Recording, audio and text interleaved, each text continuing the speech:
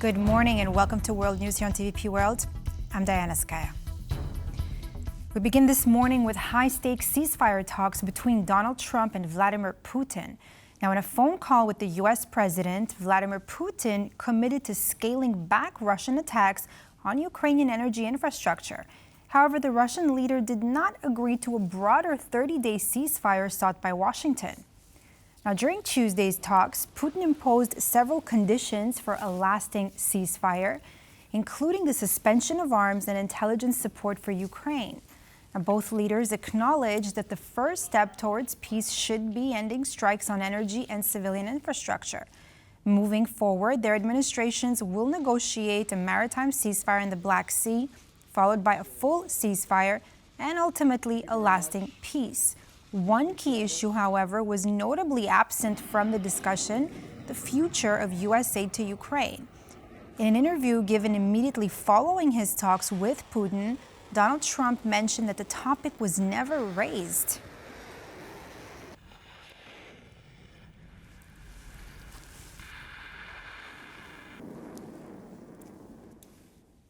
On Tuesday, U.S. Special Envoy Steve Witkoff said that diplomatic talks between the United States and Russia will be held on March 23rd in Jeddah. Now, the meeting in Saudi Arabia will be led by National Security Advisor Mike Waltz and Secretary of State Marco Rubio. Now, the discussions will focus and are set to focus on key details regarding the ceasefire in Ukraine, but Witkoff did not specify who the U.S. delegation would be meeting with, and it still remains uncertain on whether Ukrainian officials would be present in Jeddah. Speaking with Fox News, the envoy said that a full ceasefire is relatively close, adding that the U.S. and Russia see eye to eye on matters of infrastructure and Black Sea ceasefires. Witkoff went on to say that it is now for Ukraine to agree to that deal.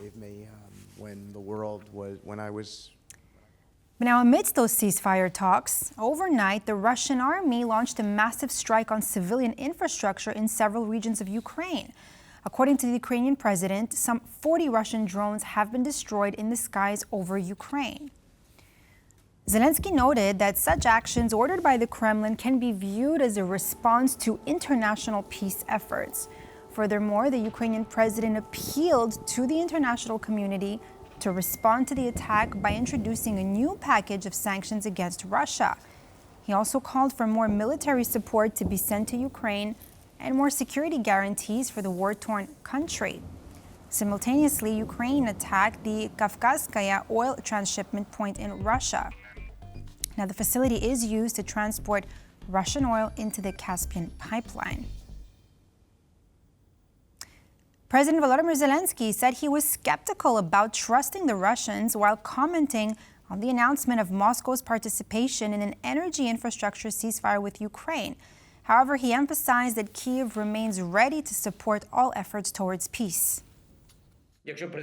If President Trump can put more pressure on Vladimir Putin in terms of details and force him to stop striking the energy infrastructure in the sea, if this is the first step and there are no other steps, then he should share the details on how we are going to do it. I am sure that Ukrainian and American sides will support any step that will lead to decreasing the number of strikes on both military and civilian infrastructure. We support all steps aimed at the end of the war. We will support them. But in order to support them, we need to understand what exactly we support. When President Trump has time, he is a busy man. When he has time, he can call me anytime. He has my phone number. We are ready to talk through further steps with pleasure. We are skeptical when it comes to trusting the Russians. There is no trust in Putin. That's why I am saying we need to understand how it will work in practice so that it will not depend on their desire only. That's it. The Ukrainian president is in Helsinki for talks with his Finnish counterpart, Alexander Stubb. Now, the two leaders are set to discuss Finland's support for Ukraine, including steps to end Russia's war. Finland's finance, defense, and foreign ministers will participate in Wednesday's meeting at the presidential palace. The Ukrainian president is also set to meet with Prime Minister Petteri Orpo and representatives from the country's defense industry. A press conference will be held at 10:30 CET time. Now, in the aftermath of the Trump-Putin phone call, German Chancellor Olaf Scholz has said that the energy infrastructure ceasefire between Ukraine and Russia can be an important first step along the way to peace. He also went on to say that a complete ceasefire for Ukraine must be agreed upon as soon as possible. We, of course, followed the telephone conversation between U.S. President Donald Trump and the Russian leader Vladimir Putin. We have also been in contact with President Zelenskyy and the USA, and we were therefore able to speak about it immediately before this press conference. We are in complete agreement that the goal of all efforts must be a just and lasting peace for Ukraine. The ceasefire now announced regarding attacks on energy infrastructure can be an important first step along the way to peace. The same applies to the start of technical negotiations for a ceasefire at sea. The next step must be a complete ceasefire for Ukraine and as quickly as possible. Of course, it is clear, and we both agree on this too, that there must be no decision without Ukraine and over the heads of the Ukrainians. In an exclusive interview for TVP World, the director of Globsec Kyiv, Yulia Osmolovska, commented on the effectiveness of the energy infrastructure ceasefire agreed to by Putin on Tuesday evening. Now, she claimed that Russia has so far not stopped its bombardment of energy infrastructure in the war-torn country. I don't know what's his logic or his explanation of this might be, because it's already happened after the call, after the both sides issued these statements, and Donald Trump saying that he received this confidence of Russia willing to act in goodwill. So I don't know. We just need to wait and to see. So basically, they might explain that it was about no attacks on critical infrastructure and energy, but not on civilians. So this is how they might explain this. But actually, we just got the report that half of one of the small towns had been just cut off because of the drone attacks of electricity. Turkey has restricted public access to multiple social media platforms, including X, YouTube, Instagram, and TikTok. Now, this comes after the detention of Istanbul Mayor Ekrem İmamoğlu, the main rival to Turkish President Recep Tayyip Erdogan in the 2028 presidential elections. Now, the Istanbul mayor, who is ahead of Erdogan in opinion polls, was expecting to be selected as his party's presidential nominee on Sunday. On Tuesday, however, Istanbul University revoked his higher education degree, a constitutional requirement for the office. The decision might result in disqualifying him from the presidential race if the university decision is not overturned on appeal. İmamoğlu is now facing up to 23 years in prison and a ban from politics for multiple offenses, including corruption. In his opinion, the country's government is weaponizing the judiciary to maintain its hold on power.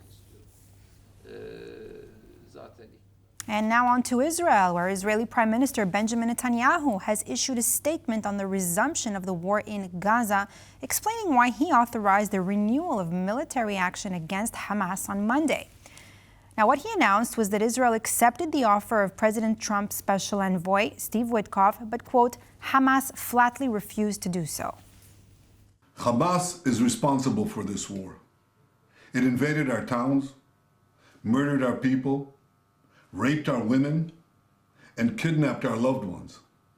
Hamas refused offer after offer to release our hostages. In the past 2 weeks, Israel did not initiate any military action in the hope that Hamas would change course. Well, that didn't happen. While Israel accepted the offer of President Trump's special envoy, Steve Witkoff, Hamas flatly refused to do so. And this is why I authorized yesterday the renewal of military action against Hamas. Israel does not target Palestinian civilians. We target Hamas terrorists. And when these terrorists embed themselves in civilian areas, when they use civilians as human shields, they're the ones who are responsible for all unintended casualties. Opposition politicians set off smoke canisters in the Hungarian parliament after the ruling right-wing Fidesz party passed a law that bans pride marches by LGBTQ+ communities and allows police to use facial recognition technology to identify those taking part.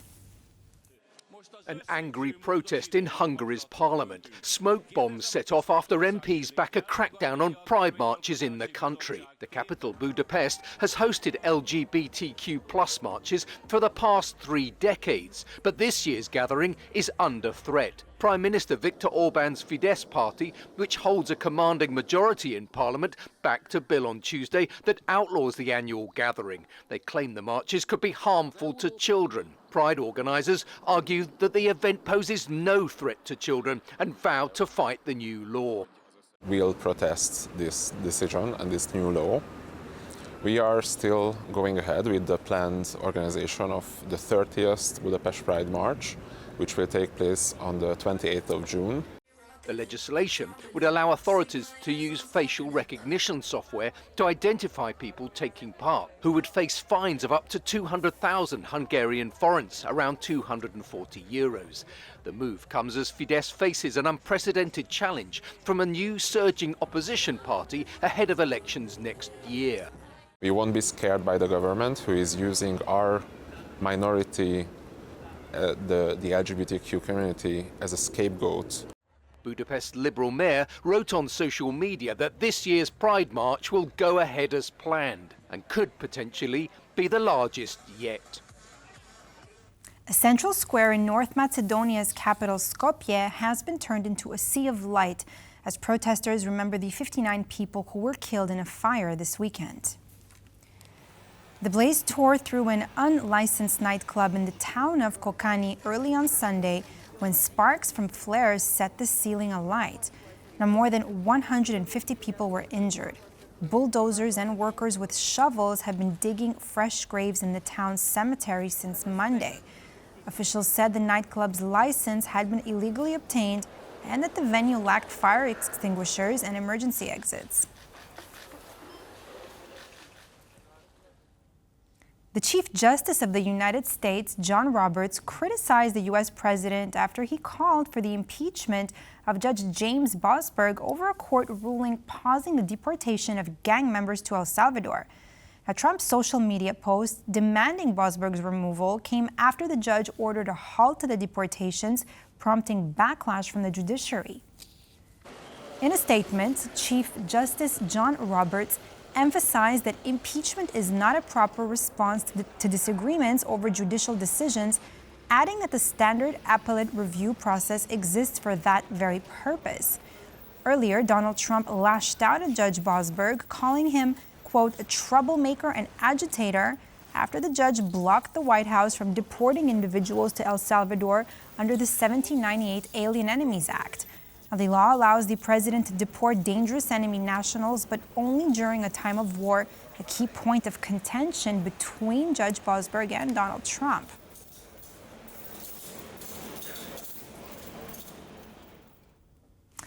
President Trump has also declassified 80,000 new pages of documents related to the 1963 assassination of John F. Kennedy. Now, with this step, Trump made good on his campaign promise to provide more transparency about the tragic event in Dallas, Texas. Donald Trump signed the order shortly after taking office in January and prompted the FBI to browse its archives for thousands of new documents related to the event. To comply with the order, the United States Department of Justice ordered some of its lawyers to urgently review the records for national security considerations. The investigation into John F. Kennedy's assassination pinned the blame on a sole gunman, Lee Harvey Oswald. Although the U.S. Department of Justice and other federal government signed off on the conclusion, many Americans still believe that JFK's death was a result of a conspiracy.